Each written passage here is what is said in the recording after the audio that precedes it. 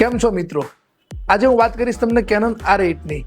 ઘણા બધા મિત્રોના મારા પર કોલ આવ્યા, ઘણા મિત્રોના ક્વેશ્ચન હતા કે આજે R8ની અંદર R6 Mark II ની કમ્પેરમાં એની ગ્રીપ નાની છે, એની બેટરી એ પણ એનું પાવર બેકઅપ ઓછું મળે છે. ત્યારે આપણે 2405 લગાવીએ ત્યારે એમાં ગિમ્બલમાં કે મોનોપોડની અંદર પ્લેટ લગાવવા માટે પ્લેટ લાગતી નથી. તો આજે આ દરેક પ્રશ્નોનું સોલ્યુશન છે આપણી પાસે. એક છે આપણી પાસે ન્યૂ વેલની બેટરી ગ્રીપ, જેની અંદર આપણને આ તમામ પ્રકારના સોલ્યુશન મળી જશે. તો વાત કરીએ આપણે બેટરી ગ્રીપની, કે જેની અંદર આપણને એક બેટરી કેપ અહીંયા લગાવવા માટે ઓપ્શન આપેલું છે.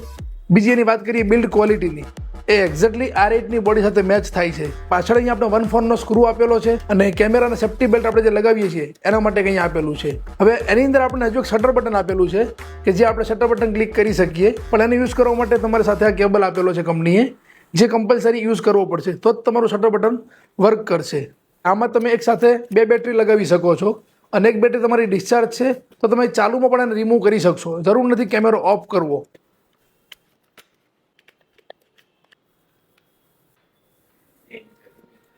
રેડી છે.